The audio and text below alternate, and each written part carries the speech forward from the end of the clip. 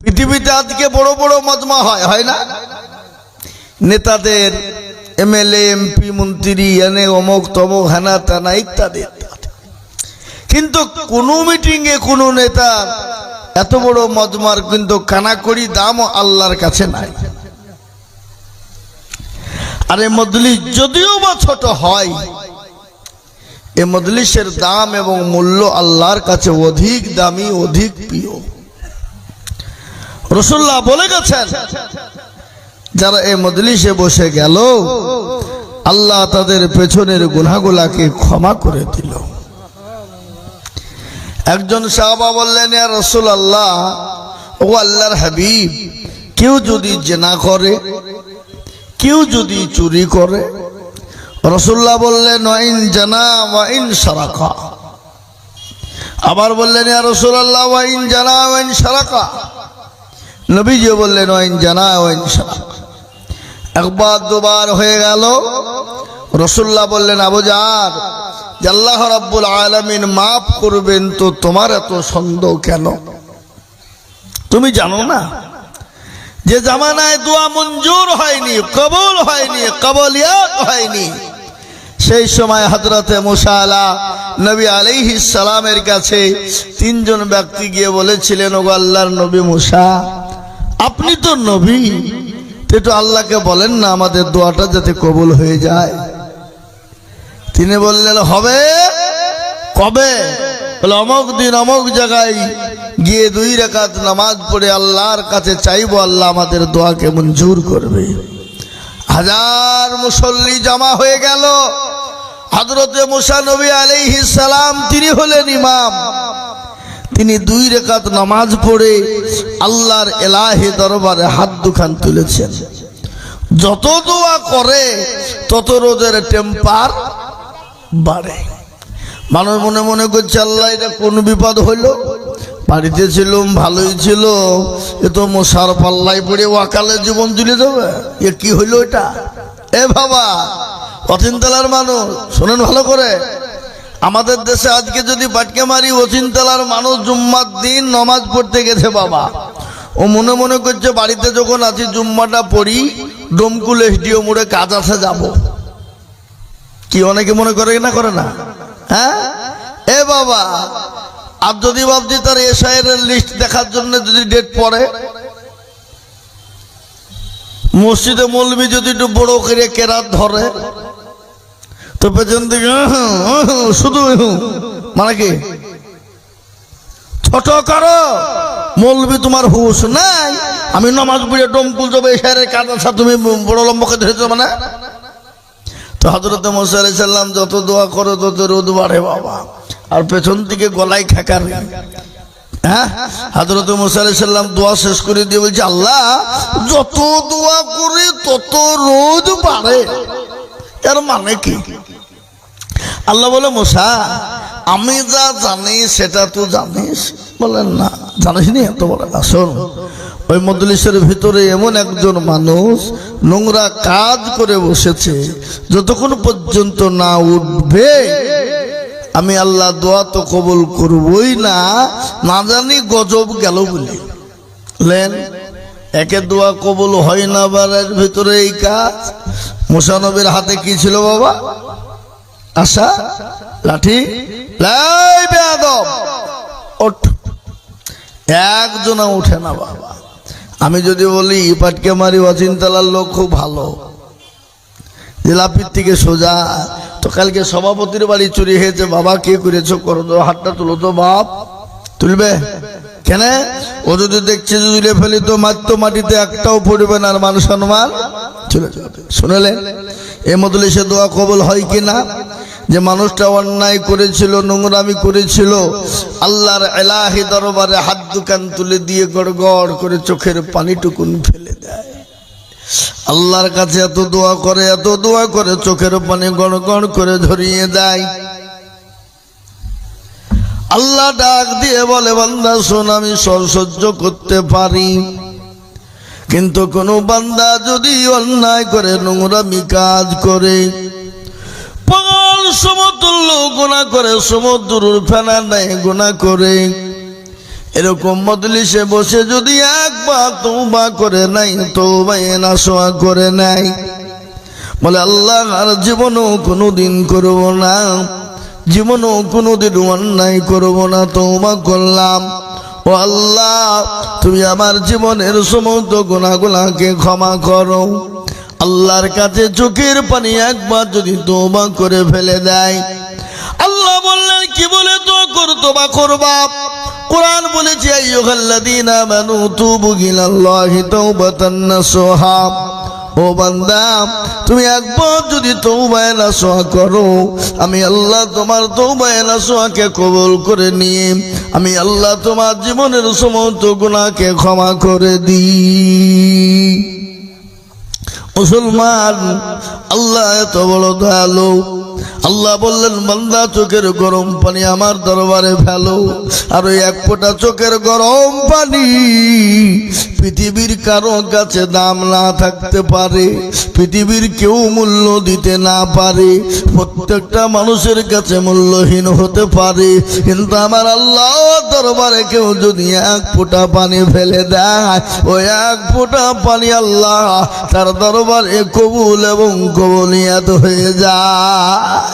আল্লাহ বলেছে বান্দা আমি সব সহ্য করতে পারি, কিন্তু কোন বান্দা যদি চোখের পানি ফেলে দেয়, আমি আল্লাহ সহ্য করতে না পেরে আমি তার জীবনের সমস্ত গুনাহকে মাফ করে দিয়ে আমি আল্লাহ তাকে নিষ্পাপ এবং নিষ্কলঙ্ক বানিয়ে দিই। চিন্তা করে এ বাবা, আমরা তওবা জানি, তওবা করি? এ জীবনে না করিলাম বন্দেগি, তওবা করে গুনাহ করে কাটাইলাম জিন্দেগি, গুনাহ করে কাটাইলাম জিন্দেগি, তওবা করে আবার তওবা ভাঙ্গিলাম, অবশেষে খাঁটি তওবা করিলাম, অবশেষে খাঁটি তওবা করিলাম। সকলেরই দরজা হইতে ফিরিয়া আপনার রোজায় রইলাম পহরিয়া, আপনার রোজায় রইলাম পহরিয়া। এত গুনাহ করছি আমরা জীবনে, ক্ষমা করো মাবুদ আল্লাহ, বান্দারে ক্ষমা করো মাবুদ আল্লাহ, বান্দারে তুমি যদি ক্ষমা না করো রে বান্দারে, বলো তো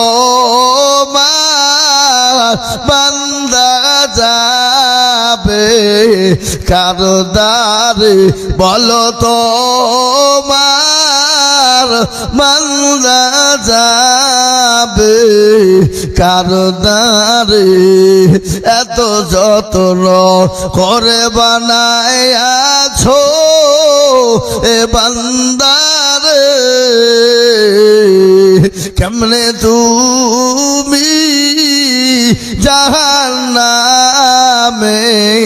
ফেলিবে, কেমনে তুমি জাহান্নামে নামে ফেলিবে। এ মুসলমান দরদি আমার ভাইরা, আল্লাহ রাব্বুল আলামিনের দরবারে হাতটা তুলে ওই মানুষটা কান্না করে চোখের পানি গড় গড় গড় গড় গড় গড় করে ঝরিয়ে দেই, তওবা করে বলল, আল্লাহ আর জীবনও কোনোদিন অন্যায় করব না। ও আল্লাহ, তওবা করে নিলাম, তুমি ক্ষমা করো, মাফ করো।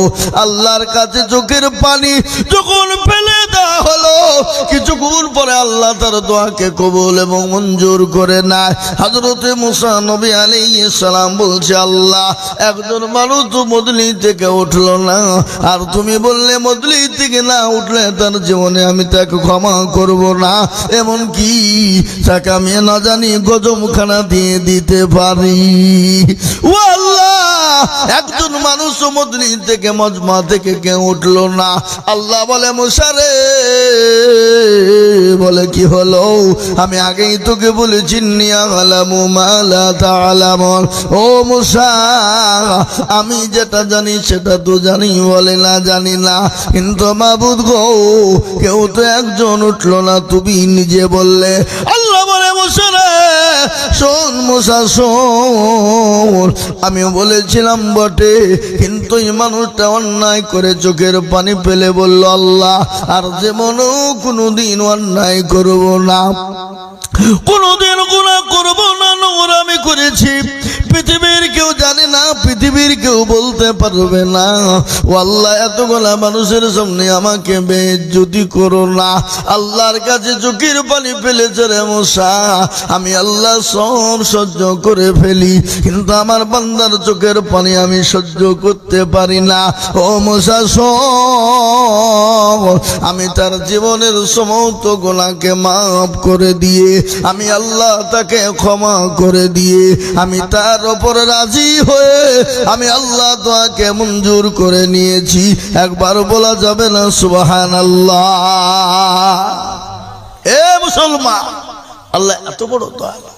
আল্লাহ তার বান্দাকে কতটা ভালোবাসেন, মা তার সন্তানকে যত না ভালোবাসেন, তার লক্ষ কোটি গুণ ভালোবাসেন কে? আল্লাহ। আসমানের মালিককে, জমিনের মালিককে, ব্রেনের মালিককে, এই জীবন যৌবনের মালিক একজন, তিনি হলেন আল্লাহ। এই যে ব্রেন, এই ব্রেন আল্লাহ দিয়েছেন, এই ব্রেনটার মালিক হলেন তিনি। এই ব্রেনটা আল্লাহ কত সূক্ষ্ম করে বানিয়েছেন জানেন? আমরা জানি না, উপলব্ধি করতে পারি না। আমাদের দেশে আগে ছোট ছোট মোবাইল থাকতো, ছোট্ট মোবাইল, তার মধ্যে মেমোরি থাকতো, মেমোরি কার্ড, ছোট্ট কার্ড থাকতো, জানেন না? জানেন না আপনারা? আপনাদের দিকে ছিল না? ছিল না গো? ছোট মেমোরি। ওই মোবাইলে মেমোরি কার্ড দিয়ে কম্পিউটারে গিয়ে বলতো, ভাই এটা ডাউনলোড করে দাও, অমুক দাও, তমুক দাও, গান দাও, সিরিয়াল দাও, বই দাও, সিনেমা দাও, ইত্যাদি ইত্যাদি দাও। যার যেটা ভালো লাগতো সে সেটা ডাউনলোড করতো না? তারপরে কি বলতো? বলে ভাই আর ডাউনলোড করার মতো জায়গা নেই, ফিল আপ হয়ে গেছে, ফুল হয়ে গেছে। কিছুদিন যেতে না যেতে মেমোরি কার্ড বন্ধ হয়ে গেল, চলে এলো অ্যান্ড্রয়েড সেট, বড় মোবাইল, বলে আনলিমিটেড লোড করো। এই লোড করতে করতে গেতে গেতে লাস্ট পর্যন্ত হ্যাং হয়ে গেল, মোবাইল চলার ভালো চলে না। বলে এটা আর চলবে না, এটাকে কি করতে হবে? পাল্টে ফেলতে হবে। হ্যাং করছে, এ চালিয়ে আরাম পাচ্ছি না, মজা পাচ্ছি না। তারপরও কি হয়ে গেল? লোড হয়ে গেল। কিন্তু আল্লাহ রাব্বুল আলামিন আপনাকে আমাকে 50 বছর, 60 বছর, 70 বছর জিন্দেগিতে এই ব্রেনের মধ্যে এমন একটা মেমোরি ফিট করে দিয়েছেন, যে মেমোরি কোনো সময় বলে না আমি আর নিতে পারছি না, পারবো না। এই মেমোরি আপনি যত লোড করবেন লোড হয়েই যাবে, আপনার লোড হয়েই যাবে, কিন্তু পূর্ণ করা যাবে না। কিন্তু এই ব্রেনকে আল্লাহ রাব্বুল আলামিন কত সুন্দর করে বানাইলেন। এই ব্রেনের ভিতর আল্লাহ 56,000 তার দিয়েছেন, তার।